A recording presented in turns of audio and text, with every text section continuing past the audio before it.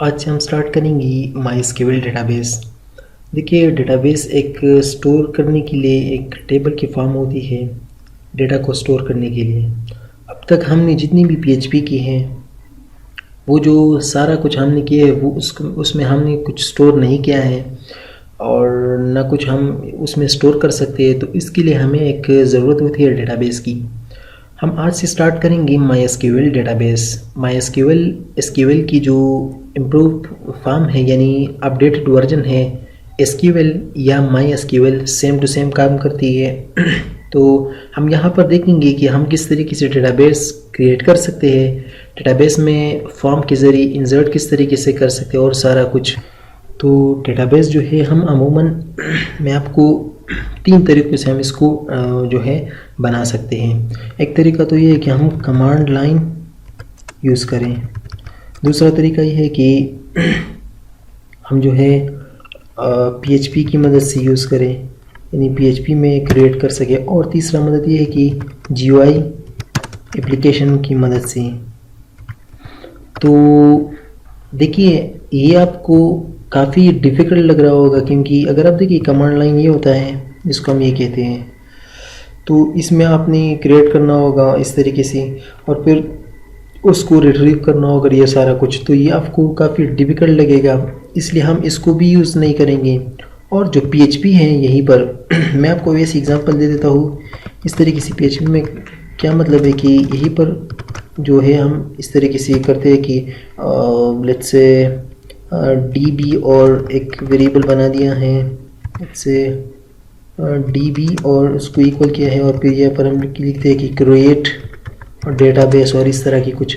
अगर आप ये भी नहीं कर सकते तो इसके लिए जो तीसरा ऑप्शन है जो मैं यूज़ भी करूँगा इस कोर्स में, वो है GUI ऐप। यानी एक ग्राफिकल यूज़र इंटरफेस हमारे पास होगी, उसी में हम जो है डेटाबेस को रिट्रीव भी कर सकते हैं, उसको हम वहाँ पर देख भी सकते हैं और उसमें हम बना भी सकते हैं।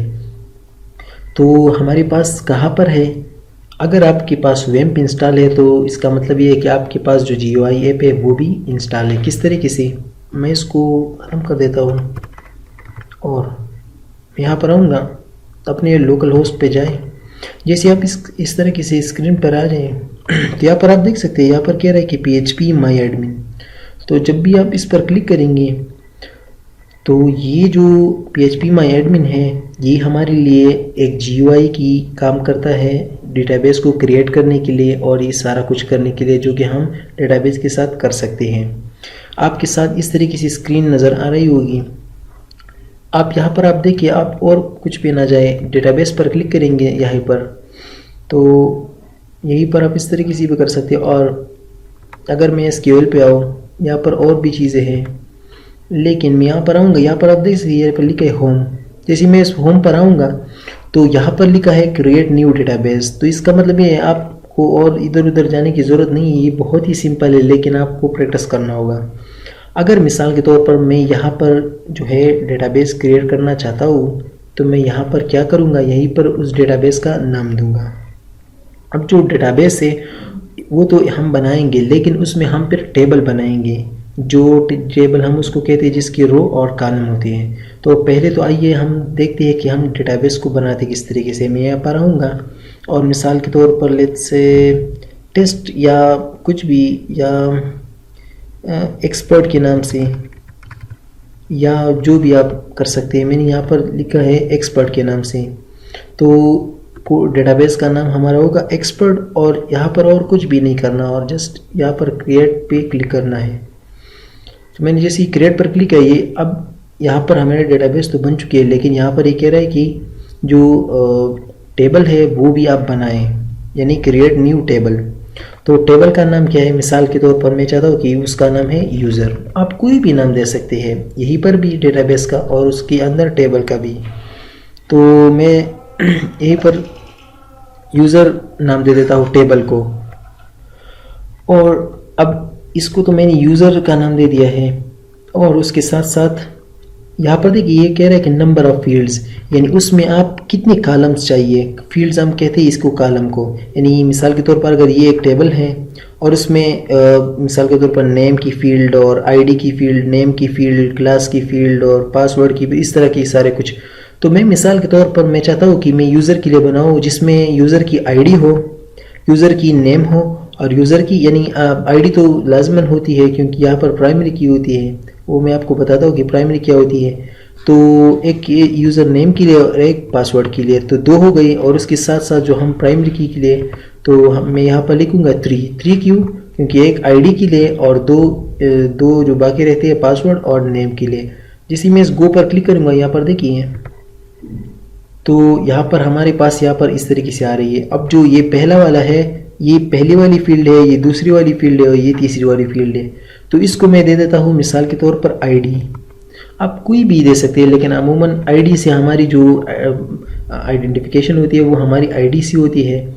जो हम डेटा रिट्रीव करेंगे यानी इसको सेलेक्ट करेंगे तो वो भी हम आईडी के थ्रू करेंगे।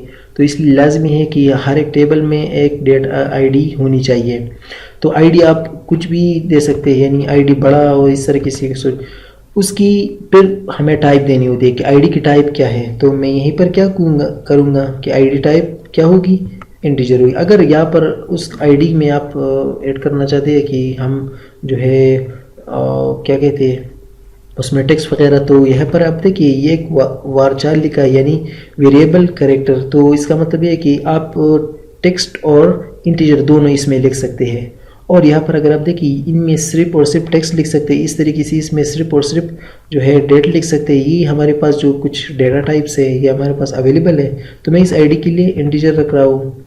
और उसकी लेंथ कितनी होनी चाहिए, यानी लेंथ का मतलब ये है कि एक फील्ड में मिसाल के तौर पर अगर मैं चाहता हूँ कि मोबाइल का नंबर हो 11 नंबर्स, तो 11 से ज़्यादा ना हो, तो मैं यहाँ पर उसकी इस तरीके से यहाँ पर भी इसकी लेंथ रख सकता हूँ कि आईडी की लेंथ कितनी होनी चाहिए।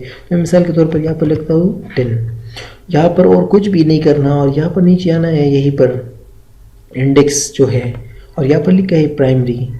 प्राइमरी का मतलब ये होता है कि ये यूनिक की होगी, यानी हर एक बंदी के लिए एक की होगी। यानी मिसाल के तौर पर कामरान के लिए 1 आईडी और सलमान के लिए 2 आईडी। तो ये 1 आईडी हम दूसरी यूज़र को फिर नहीं दे सकते, इसलिए हम इसको प्राइमरी की कह रहे हैं, प्राइमरी यानी यूनिकनेस के लिए। और यहाँ पर देखिए एक ये चीज़ है ऑटो इंक्रीमेंट। ऑटो इंक्रीमेंट हमें चेक करना है इस आईडी फील्ड में। क्यों? क्योंकि जब पहले यूज़र को हम ऐड करेंगे उसको ये खुद ब खुद आईडी देता है, हमें आईडी देने की ज़रूरत नहीं होती, तो उसको 1 दे देगा। जब दूसरी यूज़र को दे देंगे तो हम उसको ये खुद ब खुद 2 देगा, इस तरीके से 3 एंड सो ऑन। अगर ये ऑन है, अगर ये ऑन नहीं है तो फिर हमें देना पड़ेगा। तो मैं चाहता हूँ कि ये खुद ब खुद दे देता हूँ, इसको मैं ऑटो इंक्रीमेंट करूँगा। अब मैं यहाँ पर आऊँगा कि मैं चाहता हूँ कि नेम, और नेम जो है हमारा आएगा मिसाल के तौर पर वारचार में रखता हूँ, और वारचार की लेंथ में रखता हूँ मिसाल के तौर पर लेट्स से 50 कैरेक्टर्स होनी चाहिए, और इसमें और कुछ भी ज़रूरत नहीं है किसी चीज़ की। और ये पर मैं क्या करूँगा कि पासवर्ड, और इसकी भी वारचार और इसकी भी आप कुछ भी मैं 50 रखता हूँ। तो यहाँ पर देखिए मैंने सिंपल सी एक टेबल बनाई है जिसकी आईडी में मैंने थोड़ा बहुत डिफरेंस चेंज किया है। यहीं पर देखिए तो आईडी में यहाँ पर इंट और इस तरह की कुछ, और यहाँ पर प्राइमरी की, और यहाँ पर अब यहाँ पर हमें प्राइमरी की और ये सारा कुछ ज़रूरत नहीं होती, सिर्फ और सिर्फ आईडी की थ्रू हमें जिस तरीके से हमारी शनाख्ती कार्ड की नंबर होती है उस तरीके से नाम तो एक जैसे हो सकते हैं लेकिन आईडी नंबर एक जैसा नहीं हो सकता, इसलिए हम यहाँ पर यूनिक बना रहे हैं। और जैसे मैं इसको सेव पर क्लिक करूँगा तो यहाँ पर देखिए हमारी जो डेटाबेस है एक्सपर्ट के नाम से, उसके अंदर हमने यहाँ पर एक टेबल बनाई है जिसका नाम है यूज़र, और यहीं पर हमने टेबल भी बनाई है। तो अगले वीडियो में हम उसकी आगे बात करेंगे कि हम फॉर्म से किस तरीके से ये सारा कुछ कर सकते हैं।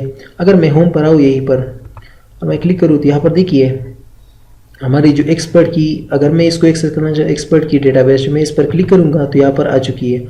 और यहाँ पर देखिए हमारी यहाँ पर हमें टेबल शो करेगा। जैसे मैं अगर मैं चाहता हूँ कि यूज़र टेबल पे जाऊँ तो मैं क्लिक करूँगा तो यहाँ पर देखिए हमारी ये यूज़र की टेबल आ चुकी है। हमें दिखा भी रहा है कि ये इंटीजर है और ये वारचार है और ये सारा कुछ ऑटो इंक्रीमेंट और ये सारा कुछ।